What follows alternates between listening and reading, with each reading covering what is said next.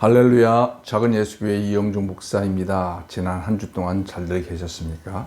이제 제가 기도함으로써 영상 예배 및 설교를 시작하도록 하겠습니다. 고마우신 아버지 하나님 감사합니다. 지난 한 주 동안 보호하여 주시고 또 저희들에게 새로운 주간을 맞이하게 하신 것을 감사합니다. 이 시간에 하나님의 말씀을 들을 때에 하나님 저희들에게 빛을 허락하여 주시고 주님의 음성을 또 알아들을 수 있도록 하나님의 마음을 경험할 수 있도록 도와주시옵소서. 말씀을 전하는 저에게도 성령 하나님 도와주시옵소서. 예수님의 이름으로 기도하였습니다. 아멘.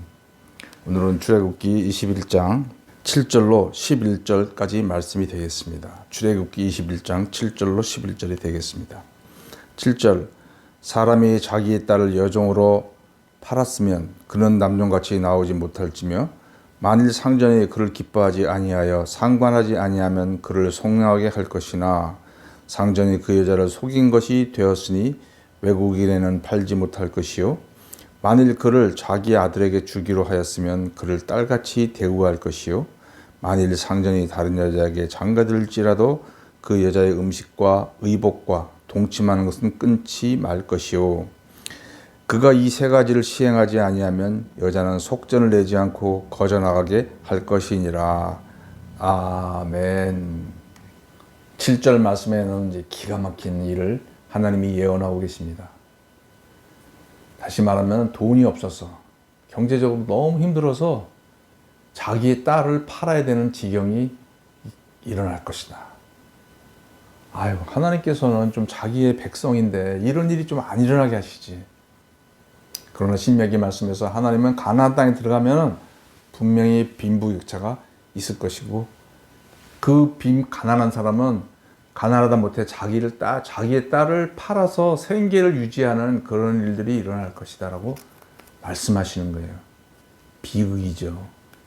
돈 때문에 자기의 딸을 팔아야 되고 그 다음에 가족의 생계를 위해서 할 수 없이 자기 모르는 남자한테 시집을 가야만 하는 그 딸의 심정은 어떻겠습니까? 성도 여러분 중에 혹시 유튜브를 보는 중에 여성 성도분이 계시다면 만약에 이런 상황이 일어난다면 성도분들은 그것을 용납을 하시겠습니까? 오늘날에는 이런 일들이 일어나면 도저히 용납이 안 되는 거죠. 그러나 오늘날도 중동 지방이나 아프리카나 동남아시아의 그런 빈곤층이 있는 사회에서는 이렇게 자기의 딸을 생계를 위해서 돈 받고 파는 일들이 일어나고 있는 것이 사실입니다. 참으로 비극이죠. 자, 돈이 없어서 자기의 딸을 파는 이 부모의 마음은 얼마나 찢어지겠습니까? 그리고 이제 자기 사랑하지도 않고 자기보다 나이 많은 남자, 그 딸을 사가는 사람은 그 지방에 있어서 어느 정도 안정이 된 사람이에요. 그래서 되게 50이나 60. 그러니까 이 딸 입장에서는 아버지랑 나이가 비슷하거나 아버지보다도 나이가 많은 70이 될 수도 있는 거예요. 할아버지 같은 사람한테 시집을 가는 거예요. 이 여자의 마음은 얼마나 찢어지겠습니까? 자기의 인생이 이제 완전히 무너지는 거죠. 이러한 사람에 대해서 사람들은 아무도 관심을 갖지 않습니다. 그 시대의 고대 근동 지역에서는 이런 종으로 팔려간다? 그 사람은 주인의 재상이 되는 거기 때문에 아무도 관심을 갖지 않아요. 그런데 이 여인에 대해서 관심을 갖는 부분이 바로 이 성경에서 하나님의 마음이 나옵니다. 하나님은 왠지 모르지만 그러한 인간의 제도를 허락하세요. 종으로 팔려가는 것도 허락하세요. 그러나 하나님은 그 여인에 대해서 얼마나 그 여인을 보호하시는지 한번 우리가 말씀 속에 들어가면서 보도록 하겠습니다. 이제 그 여인이 이제 팔려왔습니다. 7절 말씀에 보면 사람이 자기 딸을 여종으로 팔았으면 그는 남종같이 나오지 못할지며 여기서 이제 7절에 여종으로 팔았는데 이 여종으로 파는 것은 만약에 여종으로 팔았다면 6년이 지나고 7년이 되면 남종처럼 해방이 될 수가 있는 거예요. 그러나 이 7절에서 말씀은 단순한 여종으로 파는 것이 아니라 첩으로 파는 것을 말씀하고 있는 겁니다. 이럴 경우에는 남종처럼 나오지 못할 것이다 라고 하나님께서 딱 못 박으셨습니다. 이 규정이 없다면 7년 종으로 팔린 비록 첩으로 팔렸다 할지라도 종으로 팔린 여자는 6년이 지나고 7년째 되면은 주인한테 요구할 수 있는 거예요. 하나님이 7년째는 해방시키라고 그러지 않느냐. 그러면 주인이 굉장히 당황하게 됩니다. 곤란의 입장에 처해지는 거죠. 그러나 하나님은 그런 일이 일어나지 않도록 주인의 입장에 서서 이렇게 첩으로 여종의 형태로 팔린 여자는 나오지 못한다라고 주인의 입장에서 이것을 딱 보호해 주십니다. 주인을 위한 보호가 되는 거죠. 그러나 이제 8절부터 보면은 주인을 또 보호하지만은 여전히 이 사회적인 약자 중에 약자, 미래가 없고 또 희망이 없는 그 여인을 위해서 희망을 잃지 말도록 하나님은 계속 그 희망의 마음을 이 여인한테 불어넣어 주는 것을 봅니다. 8절에 보면은 상전이 그를 기뻐하지 아니하여 상관하지 아니하면 그를 속량하게 할 것이나 상전이 그 여자를 속인 것이 되었으니 외국인에는 팔지 못할 것이요. 이제 그 딸을 이제 그 집에 가서 이제 돈을 주는데 취사 선택은 이 주인에게 달려 있는 거예요. 우리가 물건 살 때 그 종업원이 주는 대로 사지 않잖아요. 내가 가서 그 집에 있는 딸들이 여러 명 있으면 그 중에 마음에 드는 그 딸을 골라서 내 첩으로 삼고자 하는 겁니다. 그랬는데 이제 데리고 와 보니까 어떤 이유인지 마음에 안 드는 거예요. 자세히 먼 발치에서 이제 중동 지방에서는 보통 이렇게 얼굴을 가리잖아요. 그러니까 잘 안 보였던 건데 막상 결혼하려고 이제 자세히 보니까 뭐 외모가 마음에 안 들든지 또는 성격이 마음에 안 들든지 그래서 뭐가 마음에 안 드는 거예요. 그랬고 이제 그렇다고 결혼을 취소할 수는 없죠. 돈 주고 사왔으니까 내 거잖아요. 그러니까 이제 그렇다고 뭐 어떻게 할 수가 없으니까 이제 그래서 그냥 성관계를 안 하고 이걸 다른 사람한테 팔 생각을 하게 되는 거예요. 그런데 팔 때 여기 보면 8절에 보면은 외국인에게 팔지 말아라고 얘기하고 있습니다. 이방인에게 팔지 말아라는 거예요. 이 8절에서 다 얘기하고 있지 않지만 이제 왜 외국인에게 팔지 말라고 그랬을까? 유대인 사회나 우리나라 사회나 이 관계를 굉장히 중요시 여깁니다. 자기의 명예를 중요시 여겨요. 아랍 사람들은 명예를 되게 중요시 여깁니다. 그래서 자기의 누이나 자기의 그 여동생이 어떤 이런 그 성적으로나 도덕적으로 문제가 생기면 명예살인이라는 것들을 아랍 사회에서는 중동 사회에서는 허락을 하죠. 그만큼 그들은 명예를 중요시 여기는 거예요. 근데 이제 그 애를 데리고 왔는데 보니까 첩으로 삼을 수가 없는 거예요. 그런데 그 과정에서 자기 집안의 그 여자가 자기 집안의 사정을 다 알게 되지 않습니까? 그리고 자기의 그런 그 모습을 다 알게 되는 거예요. 겉에서 그 자기 아버지랑 얘기할 때 그때 태도하고 막상 그 첩으로 데려갔을 때 그 대하는 그 주인의 모습하고는 영 이중의 모습이죠. 마치 제가 집 바깥에서는 참 좋은 사람인 것처럼 보이지만 집 안에서는 저의 솔직한 모습이 나오는 거예요. 그 저의 솔직한 모습은 아무도 모릅니다. 오로지 제 아내와 제 자녀들만 저의 그런 참 안 좋은 모습을 다 알고 있습니다. 그러니까 이 주인의 입장에서는 자기의 이 여인을 그냥 다른 동족한테 팔으면 자기 집안에 부끄러운 거, 또 자기의 그런 부끄러운 모습이 다 드러나서 창피한 일이 생길 수 있는 거예요. 그러니까 그냥 속 시원하게 외국인한테 팔아버리려는 욕심, 그런 유혹이 드는 거죠. 그런데 외국인한테 팔리면 이 여인은 어떻게 됩니까? 이제는 자기의 부모, 형제, 자매와 만날 수 없는 길을 가야만 되는 거예요. 그리고 그 외국인은 하나님을 모르는 사람이고 또 가치관도 다르고 음식도 다르고 문화가 다르는 거예요. 이 여종의 입장에서는 이제 외국인과 결혼한다 하는 것은 결국은 아무런 소망 없는 그냥 몸만 겨우 목숨만 부지하는 그런 삶. 그리고 이방으로 떠나가야만 하는 그런 비참한 지경에 처하는 거예요. 그리고 외국인으로 팔리면 이제는 죽이든 말든 그런 비참한 처지에 처할 수 있는 거예요. 그래서 하나님은 이 규정을 딱 정하십니다. 외국인에게는 팔지 말아라. 부모 자식 간의 그런 것을 유지할 수 있는 그런 장치를 만드신 겁니다. 자, 9절 말씀 봅습니다. 그러면 이제 못 판다면 어떻게 해야 되느냐? 그러면 이제 동료들한테도 유대인들한테 자기 팔자니 좀 창피하고, 그래서 이제 아들한테 파는 일이 아들한테 줍니다. 재산을 물려주듯이. 오늘날 뭐 자손들한테 그 유산을 상속하지 않습니까? 그래서 자기 아들한테 주는 거예요, 첩으로. 그런데요, 오늘날 그때나 오늘날이나 자녀들은 어리지 않습니까? 사회적인 경험도 없고 사람에 대한 배려가 적어요. 그래서 자기한테 첩으로 주면 이제 아들도 이미 결혼한 상태예요. 자기 와이프가 있죠. 뭐 본부인을 삼는 게 아니라 첩으로 오는 거예요. 그러면 얼마나 함부로 대할 수 있겠습니까? 근데 여기 또 단서를 겁니다. 8절에 보면 딸같이 대우해라. 아들한테 비록 첩으로 줬지만 그 여종을 딸처럼 대하라. 함부로 대하지 말라고 말씀하십니다. 그런데 이제 아들이 싫다 그래요. 또 아들도 마음에 안 들 수 있지 않습니까?